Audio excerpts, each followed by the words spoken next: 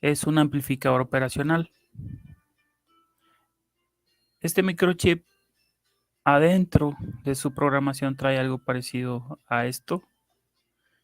Trae diodos que funcionan en base a un material piezoeléctrico. Entonces, pues este microchip tiene la siguiente definición. Dice, es un amplificador operacional, es un dispositivo amplificador electrónico de alta ganancia acoplado en corriente continua o directa, que tiene dos entradas y una salida. Hay dos tipos de inversores. Hay de dos tipos, inversores y no inversores. Una resistencia de entrada muy elevada que depende de sus transistores internos, que fue los que vimos ahorita. Una ganancia muy elevada y una impedancia o resistencia de salida muy baja, incluso por debajo de los 50 ohms. Bueno, tiene dos leyes y es que el voltaje positivo es igual al negativo, se refiere a estos dos, el positivo y el negativo. La segunda ley, pues es que se desconoce la corriente de salida. Las utilidades pues, son para controladores de temperatura, para sensados de tensión o de corriente, offsets. O sea, se refiere a un instrumento que está a 100, 200 metros, puede convertir ese voltaje a una corriente de salida, a un voltaje elevado. Entonces, lo que vamos a hacer es, vamos a ver cómo funciona. Tenemos un voltaje de alimentación de corriente directa y estos dos voltajes pues son iguales, ¿no?, al voltaje de entrada. La corriente de salida hay que calcularla en base a estas resistencias o a este arreglo, a este esquema. Entonces, se observan que el voltaje 2 es igual al voltaje S. O sea, este voltaje es igual a este. Y pues sí. Y bueno, que I es igual a 0. O sea, las corrientes en estos puntos es igual a 0. Las dos corrientes. Entonces, ahí ya tenemos algo que siempre pasa. Dice, las resistencias de 40 y 5 ohms están en serie debido a que la misma corriente fluye por ellos. Es 45. Y luego, la tensión a través de la resistencia de 5 kilo ohms es V1. Entonces, esta es V1, que es igual a 6. De tal modo que aplicando el principio de división de tensión, podemos aplicárselo a estas ecuaciones y vamos a ver en qué resulta. Aquí estoy centrando nada más. Vamos a seleccionarlo nuevamente para centrarlo. ¿Sí? Esta es la suma de 5 más 40, ¿sí?, que es el voltaje 1.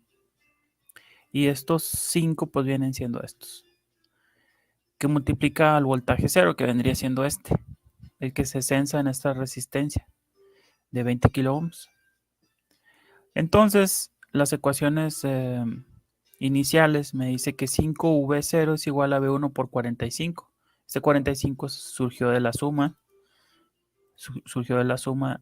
de este 40 más 5 que están en serie y los 5 que están en serie. Entonces, el voltaje 0 es igual a 9 veces el voltaje 1. O sea, este voltaje es igual a 9 veces este. ¿De dónde surge? De esta ecuación. ¿Sí? Esta ecuación surge de que es una equivalencia por la ley de tensión, ¿no? O sea, que fluye a través de, o sea, es el principio de división de tensión. Entonces, este voltaje, esta ecuación nos dice que el voltaje 0 es igual a 9 veces el voltaje 1. Despejamos y este 9 tendría que ser igual a este, ¿verdad? Ok. Entonces, vamos despejando la ecuación con puras igualdades para poder encontrar lo que viene siendo la corriente. Este 54, que es el voltaje cero, surge de 6 por 9. El 6 surge de C9. En este caso, sería el voltaje de entrada. Y este 54 es este, ¿sí? Entonces, pues ahí ya tenemos 3.9 miliamperes. Y, a ver, permítame un segundo.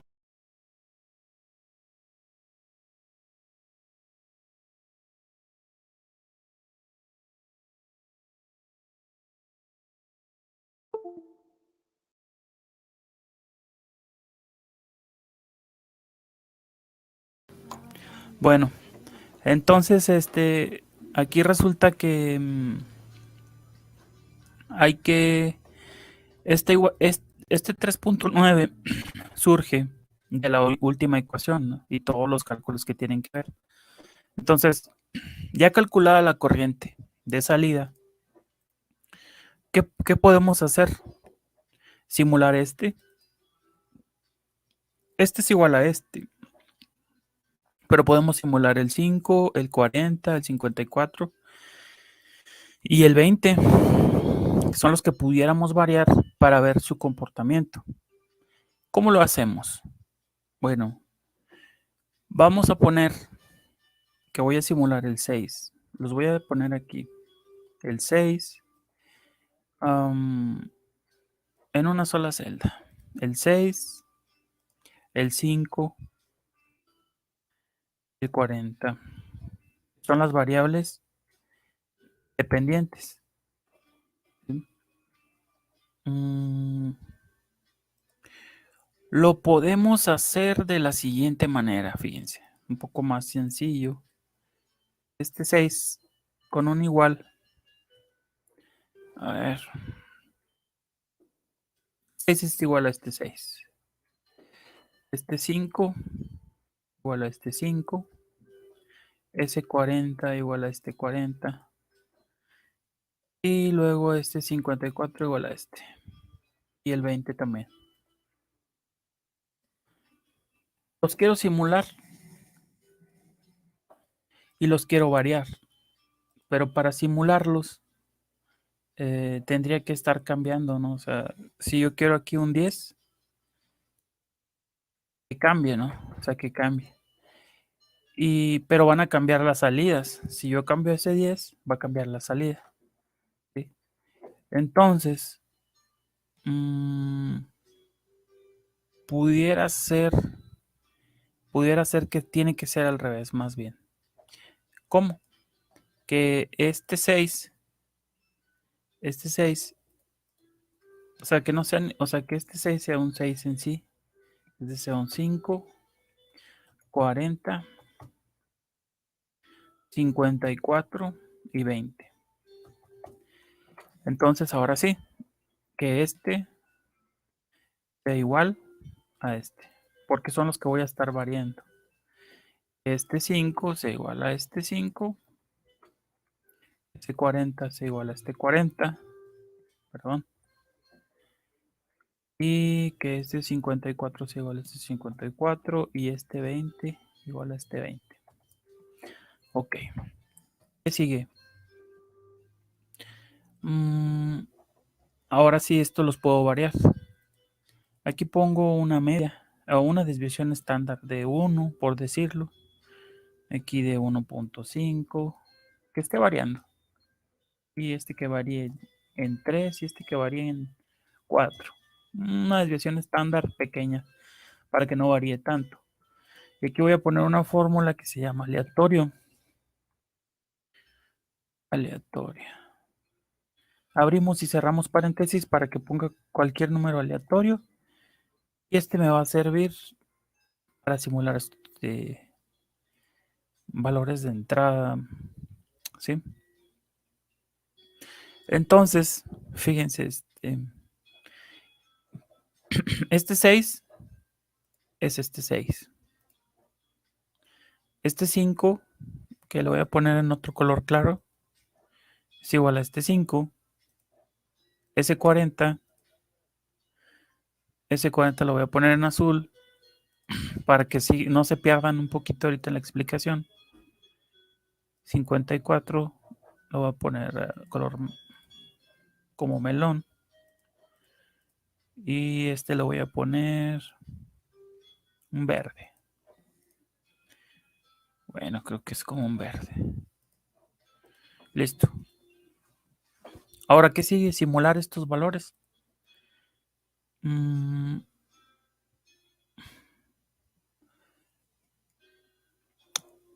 Aquí digo que es igual a este valor, ¿sí? Lo va a tomar este valor, pero déjenme hacer algo. Ok. Voy a copiar estos valores aquí y estos aquí. Ok. Sí, ok. Entonces,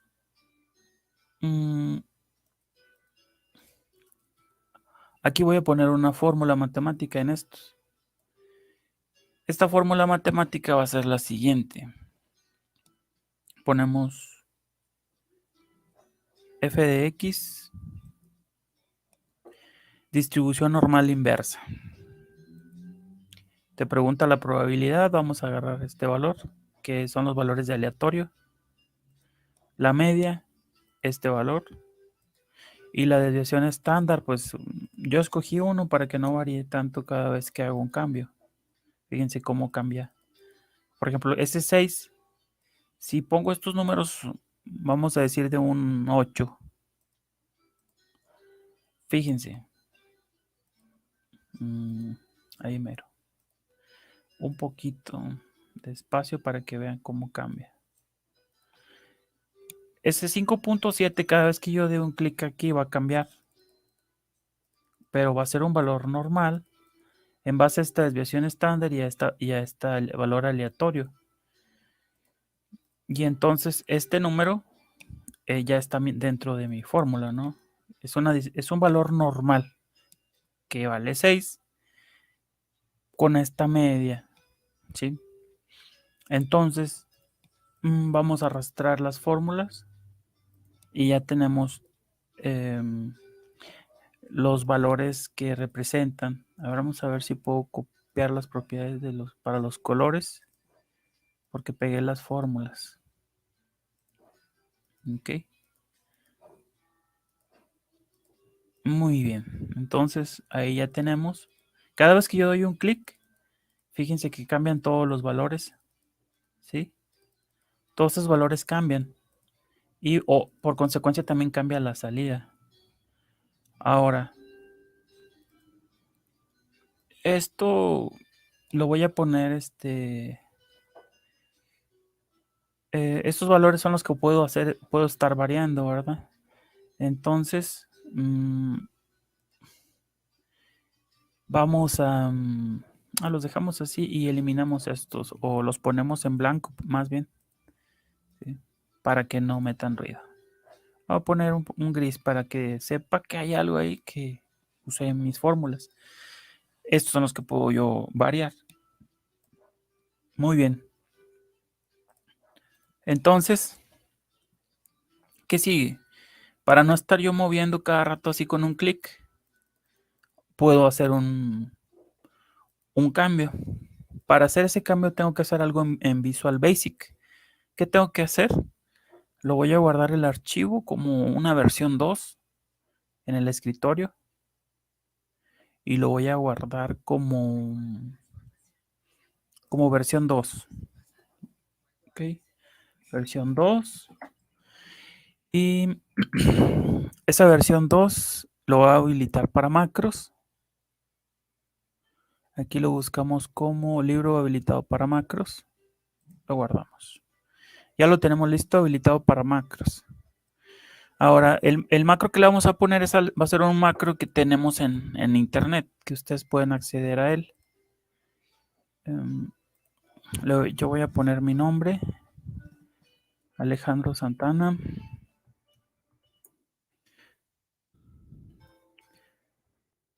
Creo que la tengo en Scholar. Sí, aquí está en Scholar. Y buscamos uno que dice macro. Con control F, macro. Aquí está. Es un macro para actualizar ahora. Ok. Ok, acuérdense de Google Scholar. Copio el URL. Lo pego. Y me va a guiar a un video que no quiero ver ahorita. Yo lo que quiero ver es la descripción. Le doy aquí en mostrar más y copio el blog. Ese blog, o más bien le puedo decir que me guíe ahí. Es el blog, se llama La Investigación. Es un blog de Google. Y este es el macro que se utiliza para actualizar la hora. Entonces, yo voy a poner auto open el nombre del macro. Voy a copiar control C en mi archivo. En mi archivo nos vamos a ir todos a donde dice vista. Nos vamos a ir donde dice ver macro. Y luego vamos a poner en este libro un programa en Visual que se llama AutoOpen. Le damos crear y fíjense que aparece la estructura que tenemos ahí en el blog. Copiamos esta estructura con control C, seleccionamos y luego control C. Nos vamos a Visual Basic, seleccionamos todo y pegamos. Entonces, ¿qué dice? Que actualice cada 5 segundos. Yo creo que actualice cada 1 segundo para que se pueda ver bien ahorita con este streaming. Y entonces, ya guardé. ¿Qué sigue? ¿Por qué no se está actualizando cada segundo? Porque no lo he corrido. Bueno, entonces lo puedo ejecutar y ahí va a estar cambiando cada segundo. Entonces, fíjense que ahora sí puedo empezar a jugar con esto. Tengo un voltaje de salida de 3, de 2, es oscilante. Este pues depende de todos estos cálculos, ¿no? Que están aquí cambiando. Estos cálculos dijimos que salieron de las leyes que conocemos de división de tensiones, ¿sí? Y estas, a su vez, pues dependen de este amplificador operacional. Ahora, ¿qué pasa si le pongo 20 volts a la entrada? Me va a simular 20 volts ahí. Simuló 20 volts y ¿qué más? ¿Qué más hizo? El voltaje subió a 20 miliamperes. ¿Sí? Ahora, ¿qué pasa si estos 3 kilo ohms los cambio a 1? ¿Qué va a pasar? La corriente se hace caótica, ¿sí? Y quiere decir, pues, que no es recomendable. Vamos a cambiarlo a 20. Y ahí sigue una simulación de 20 kilo ohms. Fíjense, la corriente de salida cambia a 4. Y ese 40 si lo cambio por decir a un 20, afecta a todo el sistema, ¿sí? En base a sus leyes. Entonces, pues entonces ahí ya con eso nos podemos dar una idea de cómo trabaja este sistema mediante una simulación y sus leyes. Entonces tiene simulado un voltaje de entrada que le voy a poner, bueno, aquí en una hoja de especificaciones dice que se debe alimentar más o menos con 22 volts. Vamos a ponerle 22. Aquí en esta simulación le voy a poner 22. Ahí están los 22 volts. Que pues es una simulación de casi como la vida real, normalizado. ¿Por qué normalizado? Pues la fórmula de la distribución normal inversa la tenemos aquí. O sea, es un voltaje muy parecido a la realidad. A lo mejor con su desviación estándar menor.